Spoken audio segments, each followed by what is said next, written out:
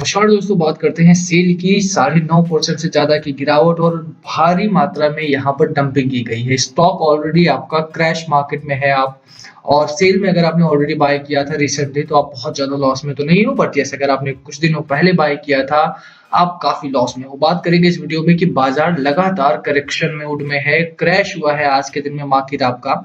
Indexes की बात अगर आप करूँ 5.5% से ज़्यादा निफ्टी मिड कैप, 5% करीब बैंक निफ्टी आपका और 4.5% से ज़्यादा की गिरावट निफ्टी 50 में हुई है।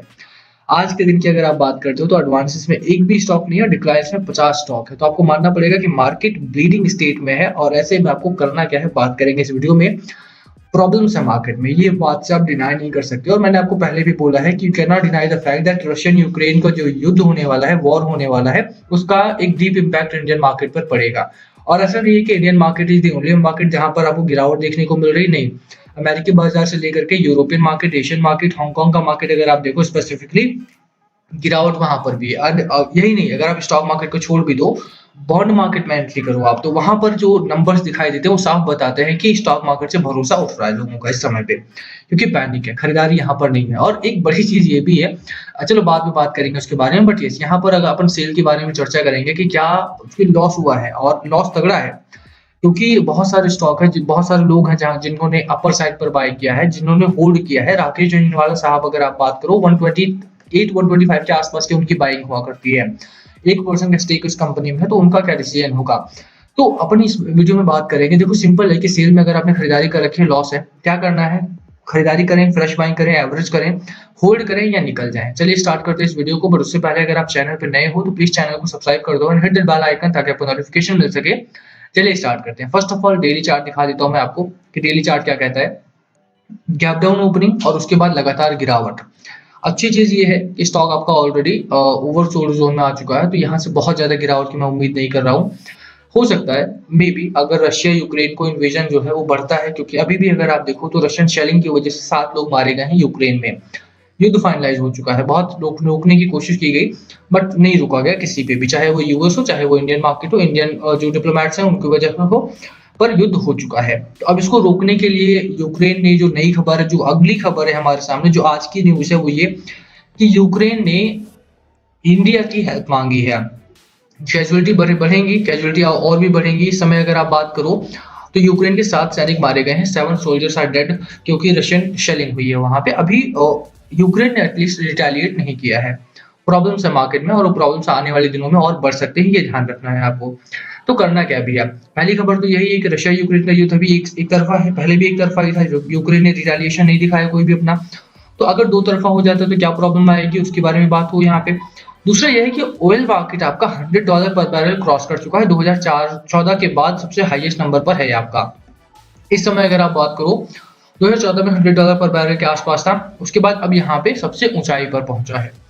प्रॉब्लम मार्केट में है और यही कारण है कि मैं आपको लगातार बोल रहा हूँ कि मार्केट में अगर आपने सेल में खरीदारी की हो या किसी बहुत बड़े स्टॉक में खरीदारी की हो, बहुत बड़ी कंपनी में खरीदारी की हो, मार्केट में गिरावट है और उसका असर आपके स्टॉक पर पड़ेगा ही पड़ेगा, नो मैटर किस स्टॉक में आपने खरीदारी कर रखी है। ठीक है, अभी के लिए अगर आप देखो तो बाजार आपका क्या कर रहा है, मार्केट में गिरावट है। ठीक है, 2 रीजन है आपके सामने, मैंने दोनों ही रीजन रखे हैं।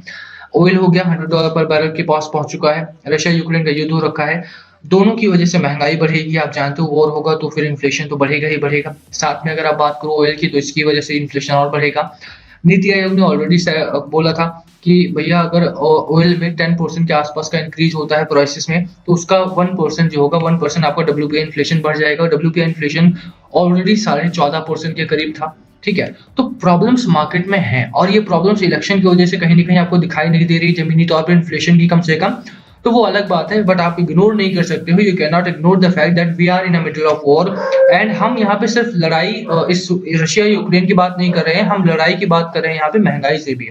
ठीक है, वो एक बड़ी समस्या बनेगी, क्योंकि अगर महंगाई होगी तो जो खर्चे हैं वो कम हो जाएंगे, कंज्यूमर जो एक्सपेंडिचर होता है वो कम होगा, मार्केट में डिमांड कम होगी, जिसकी वजह से कंपनीज का जो रिजल्ट्स होते हैं उनमें आपको कहीं ना कहीं लैग करता हुआ दिखाई देगा, और वही चीज सेल में भी हो सकती है। इसी वजह से मैं बोलूंगा अगर आपने ऑलरेडी खरीदारी कर रखी है, देखो प्रॉब्लम्स है मार्केट में, बट आपको इसे भी कमोडिटी मार्केट की तरफ देखना होगा।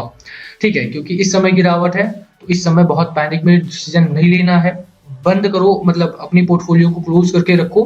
बहुत ज्यादा क्योंकि अगर आप लगातार उसको वॉच आउट कर रहे हो कि नहीं यार और गिर रहा है, मार्केट और गिर रहा है, आपका सेल में और ज़्यादा लॉस हो रहा है, तो फिर वो आप कंट्रोल नहीं कर पाओगे। इसीलिए मैं बोलूँगा कि बिल्कुल अगर आपने खरीदारी कर रखी है, अपनी पोज़ीशंस को होल्ड करो। जैसा मैंने बोला आरएसआई आपका ऑलरेडी ओवरसोल्ड ज़ोन में है, तो इससे बहुत ज़्यादा गिरावट नहीं होगी, 2-4-5% ये गिरावट और हो सकती है।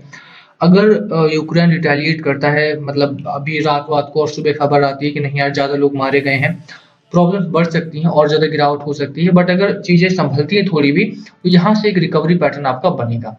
एक चीज़ मैं आपको हमेशा बोलूँगा कि मार्केट में अगर आपको मान लेट्स से कि आपने बहुत कम निवेश किया था, लेट्स से आपने सिर्फ ₹50,000 इसमें लगाया था and you are making a loss of rupees 20,000, ठीक है? तो अगर आप उसको बेच देते हो, लॉस बुक कर लेते हो, ₹30,000 आप निकाल लोगे भी। अगली बार अगर ये स्टॉक आपका नीचे पहुँच गया, लेट्स से 60 के आस-पास पहुँच गया आपका, 60 के आस-पास पहुँच गया आपका और 60 पे आपने खरीदारी कर ली। ₹60 पे ₹30,000 लगा करके आप 20,000 बनाने में बहुत टाइम लग जाएगा आपका। बट अगर आप 50,000 रखते हो और आपके पास वो नंबर ऑफ शेयर्स कांस्टेंट है, उतने बने हुए हैं, आप बहुत जल्दी उसको रिकवर करवा लोगे और आपका जो लॉस होगा वो भी रिकवर हो जाएगा, साथ में आपका प्रॉफिट भी बन जाएगा। तो बिल्कुल होल्ड करो अपनी पोजीशन को, निकलने की बहुत जल्दीबाजी मत करो, तो ज़्यादा बेहतर रहेगा आपके लिए। मैं इसलिए बोल रहा हूँ क्योंकि लगातार मार्केट में कई बार गिरावट मैंने देखा है यहाँ पे। आप चाहे बात करो कि बिफोर लॉकडाउन की अगर आप बात करो, जब कोविड नया-नया आया तब भी बहुत बुरी तरह से गिरावट हुई थी। या 2014 हो गया, 2016 हो गया। मतलब जब भी इवेंट्स इस तरह के होते हैं, गिरावट आपके मार्केट में होती ही है। चाहे वो शॉर्ट टर्म करेक्शन हो, लॉन्ग टर्म करेक्शन हो, एक लंबा समय आपने 1 डेकेड से मैं मार्केट में हूँ एंड आई नो कि मार्केट में इस तरह की गिरावट थोड़ी-सी डरावनी हो सकती है। मार्केट में बने रहो, वो ज़्यादा बेहतर रहेगा आपके लिए। इस समय निकलने की मेरी सलाह बिल्कुल भी नहीं रहेगी। सपोर्ट पॉइंट्स की अगर आप बहुत सारे लोग सपोर्ट माँग रहे हैं कि देखो सपोर्ट कहाँ पर मिलेगा आपको? सपोर्ट एज़ सच आपका बाज़ार में इस समय कोई नहीं है क्योंकि मार्केट इस समय फ्री फ्लो में है। आप नहीं बोल सकते हो कि कहाँ पर आपका मार्केट आकर के रुक सकता है। आई एज़ आई सेड कि यार मार्केट आपका यहाँ पर भी रुक सकता है क्योंकि ओवरसोल्ड ज़ोन में है। बट अगर वॉर होता है, तो कोई टेक्निकल पैरामीटर आपको नहीं बता सकता कि कहाँ पर सपोर्ट मिलेगा। कोई एक्सपर्ट आपको नहीं बोल सकता कि मार्केट में कहाँ जाकर के रुकेगा क्योंकि वॉर कहाँ जाकर के रुकेगा नो वन नोज़। ऐसी मार्केट भी है आपका। मार्केट भी अगर वॉर ज़ोन में है, तो no one can tell you कि मार्केट आपका कहाँ जाकर के रुकेगा। बने रहो बाज़ार में, होल्ड करो अपनी पोज़ीशंस को, निकलने की बहुत जल्दीबाज़ी मत करो।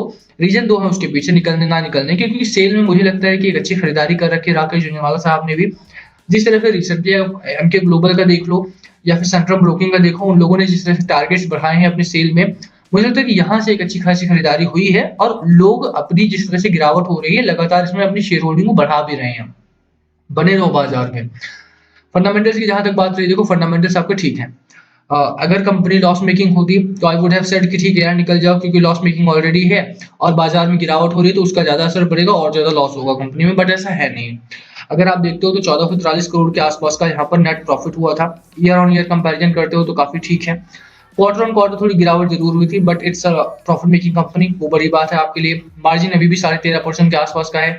कंपनी के पास लंबा एक्सपीरियंस है और स्टील की डिमांड है बाजार में। सबसे बड़ी बात कि स्टील की डिमांड है और जिस तरह से स्टील की डिमांड बढ़ रही है, यहाँ पर भी आपको बहुत जल्द जैसे ही वॉर खत्म होता है, जैसे ही सब सस्टेनेबिलिटी जोन में मार्केट एंटर करता है, आपको एक अच्छी खासी रैली दिखाई देगी। बने रहो बाजार में, फंडामेंटल्स कंपनी के अच्छे हैं, टेक्निकल पैटर्न अच्छे नहीं है, भले ही खबरें अच्छी नहीं है बाजार को लेकर के, बट इंटरनली कंपनी काफी अच्छा काम कर रही है। बने रहो, होल्ड करने की मेरी सलाह रहेगी। बाकी लास्ट कॉल मस्ट व्यूअर्स, क्या है आपकी स्ट्रैटेजी स्टॉक को लेकर के, प्लीज कमेंट करके शेयर करना। वीडियो को यहीं खत्म करेंगे। पसंद आए तो लाइक करना, चैनल पे नए हो तो सब्सक्राइब किए बिना मत जाना। Thank you for watching and please comment पूछना हो